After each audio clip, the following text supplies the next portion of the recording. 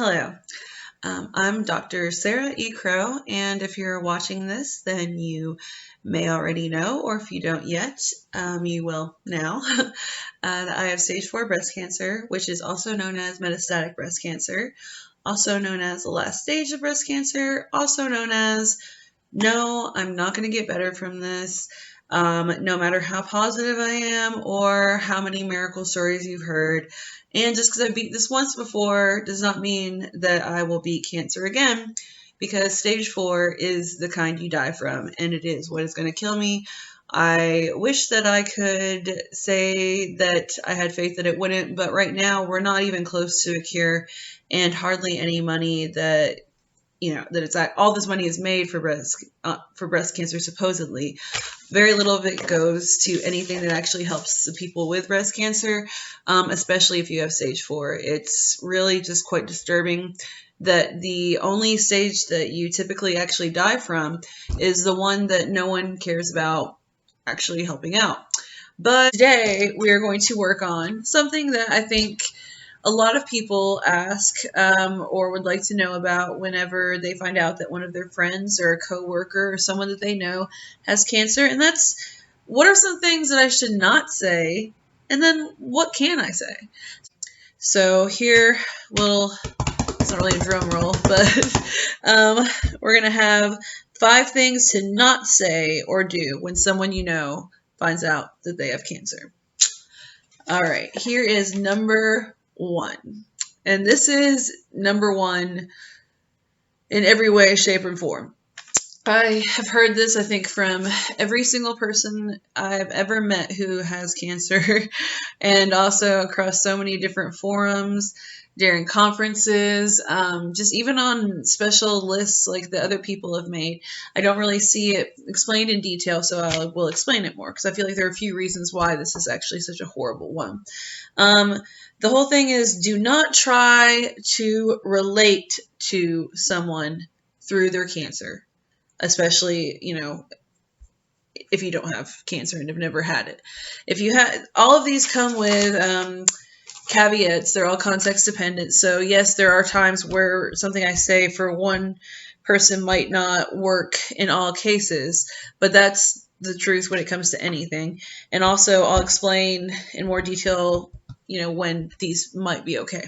Anyway, so basically, do not try to relate to someone whenever you find out that they have a cancer diagnosis. And when I say do not try to relate to them, I mean do not try to relate to their cancer, because that's what people are doing. The second they hear that you have cancer, they're like, oh, I may not have cancer, but I've been in pain before, and I may not, but I've done this. Oh, but I've had this horrible thing. Yeah, we've all had horrible things happen in our life. But I've had so many people try to convince me that somehow they truly relate, to my cancer. And in all honesty, it's when you have stage 4, it's a little frustrating even to have people who are in lower stages say they understand, because stage 4 does bring a whole new level of things, because you're not going to ever be cured. And it really changes your life in ways that you wouldn't really imagine, to be told that you're going to die in a certain amount of time. I mean, I was told that I was going to die, that I'd be dead by April of last year. I'm still here, but it still messes with my head, and it messes with my future, and is messing with my present. Anyway, so there are many reasons why you shouldn't try to act like you relate to someone whenever they find out they have cancer. If you have had cancer before yourself, you can talk to them about certain things, but don't make it all about how you get it. Because first of all, one, you don't. If you have not had cancer yourself, you do not relate. I'm sorry. No matter how much pain you've been through, no matter what you've gone through in your life, you don't actually relate to having cancer. And thank goodness. I would hate for everyone who's told me they relate to my cancer to actually have to relate to that, because I sometimes have trouble relating to it, because it's just such a horrible thing that sucked so much out of my life. And it's coming back for me, and every day I'm reminded of it, because of the pain that I'm in, and because of the life that I lost, of the opportunities that I don't have, knowing for a fact that I'm going to die probably before, probably before I'm 40, but probably even before then. It's just, it's not anything that you can relate to. I'm sorry, you really can't.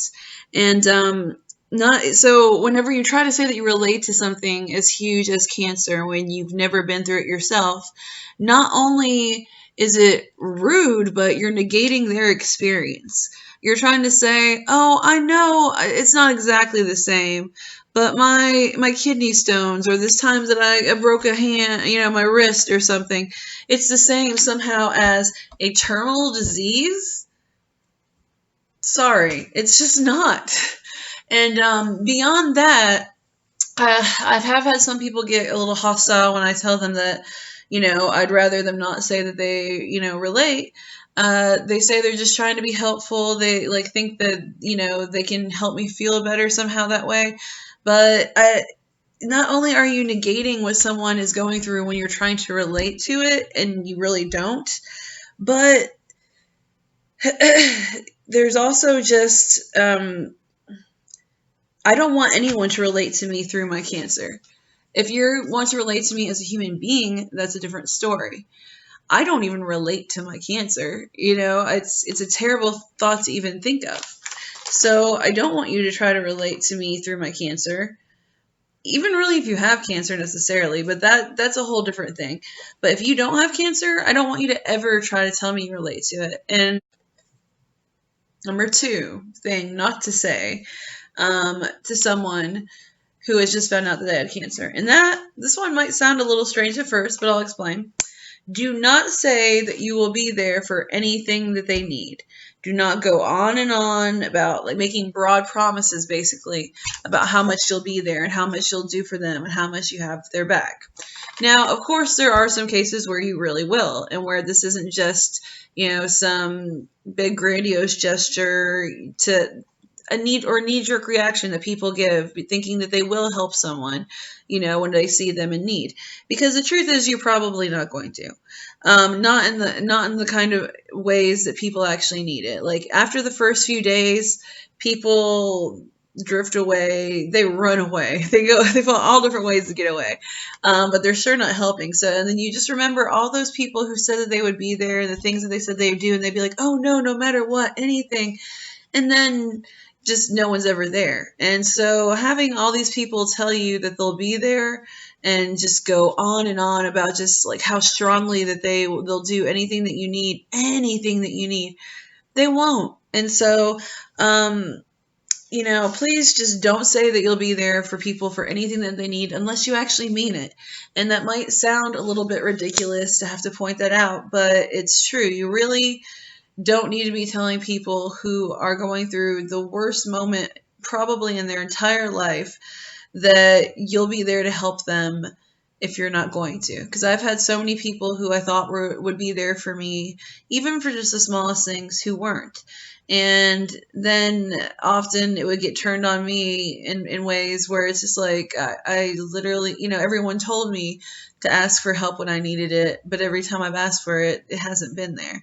There have been, I guess, a few times where it has, but overall, overwhelmingly, people have not been there for me. And I know a lot of other people who have been surprised by how few people stay. Okay, now number 3 on things not to do or say to someone who's just found out that they have cancer. And that is to ask them how they got it. Basically, you don't need to ask how they got it or any questions about basically things that are more fears that you have than about any worry about them. So a lot of times people will be so surprised, especially since I had cancer at 29. I showed no evidence of disease. I went through my treatments. I had my surgeries and everything like that. And then about 2 years later, my breast cancer came back with a vengeance as stage 4. And so I was just constantly questioning, like, well, what did you do wrong? What happened? What did they say? Blah, blah, blah. But there was always this kind of, this thing that was like this blame component. And the truth is that your curiosity is not really worth the sake of their dignity.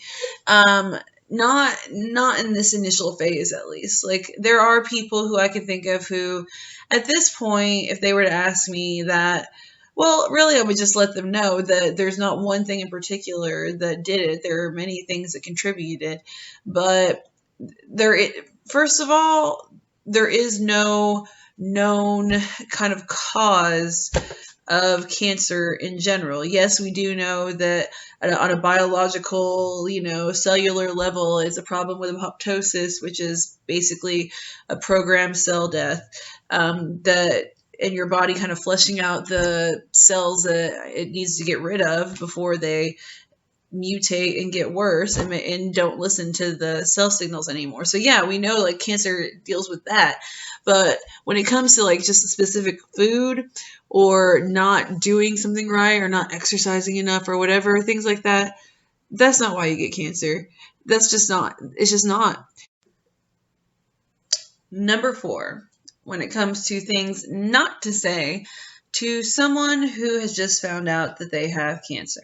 And this can be any kind of cancer, I'm guessing, but I am mostly going by what I hear people say with breast cancer, just letting everyone know. Anyway, do not tell them they are lucky because, and any reason that goes after that because sucks. Because anyone who gets cancer is not lucky.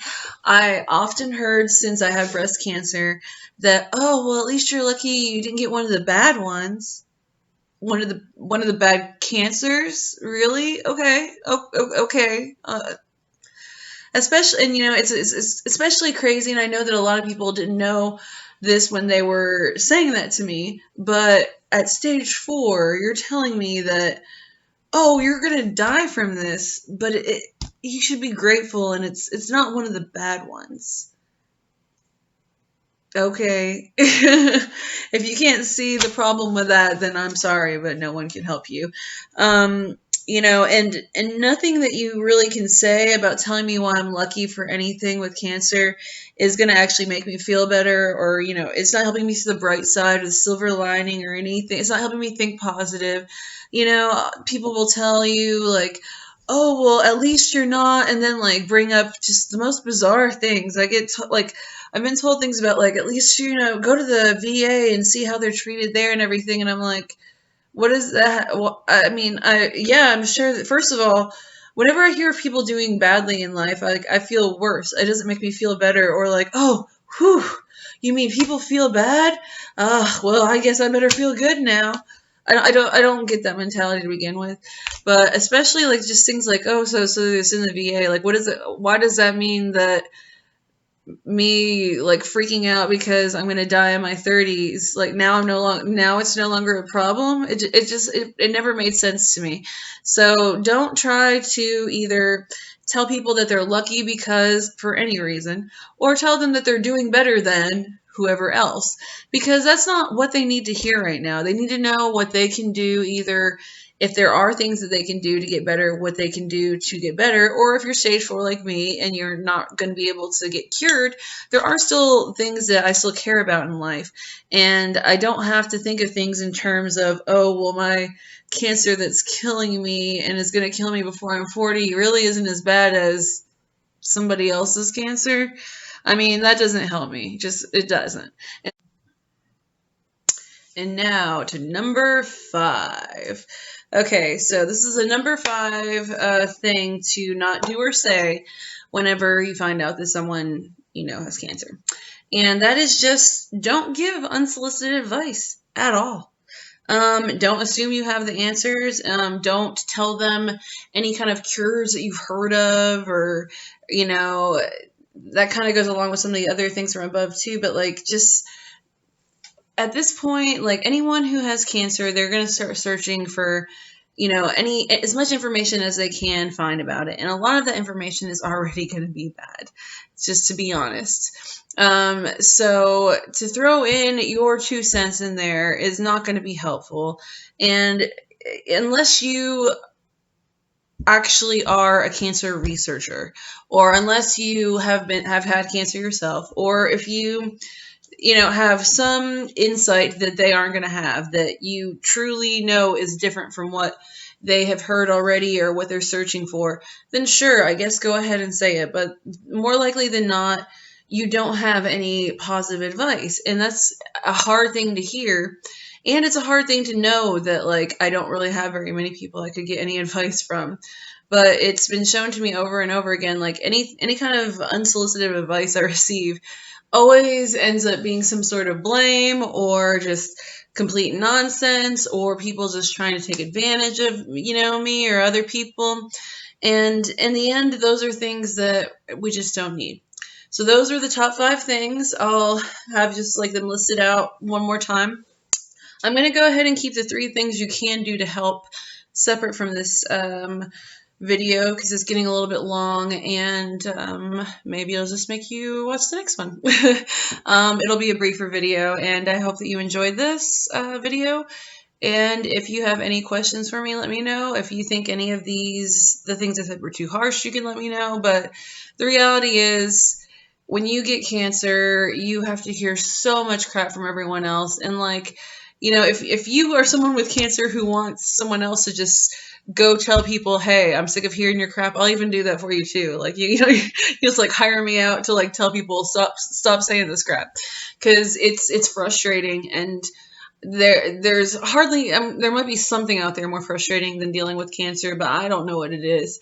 And I'm sick of people undermining it, and I'm sick of people undermining my struggle. But even more than that, I'm sick of people thinking that they're actually helping others when they're harming them, because there are a lot of things that you can do to help people, and none of those are trying to relate to them by negating their experience. None of them deal with saying that you'll be there when you won't. None of them deal with asking how other people got it or blaming them. None of those helpful things that you can do deal with telling people they are lucky and looking for a bright side. And obviously, the unsolicited advice is also a negative thing. So thanks so much for watching. I'm going to be posting videos a lot more often. This is still, I'm new to this. I'm not really the most talented at these things. So you can feel free to tell me things that you think would be better, or if you're good at editing or would like to help out, you can always help with that. I might even end up redoing this video at some point. But for now, this is what you're getting, and hopefully it was good enough. I hope that things are going well your way, and I am looking forward to making more videos, more blogs, and maybe getting some interviews with people, and also showing you some of the actual facts and the ways that statistics are used to kind of like skew the truth on what's really happening, and also to really question, why is this happening with breast cancer, which receives so much money supposedly, but nothing in terms of mortality or incidence rates is lowering. And in fact, more and more younger women are getting the disease than ever. It's going up exponentially, and I have an actual report that I want to discuss probably in my blog first, and I might bring into a video. Anyway, thanks again for watching. I'm Dr. Sarah E. Crow, and hope you learned something. If not, you can tell me.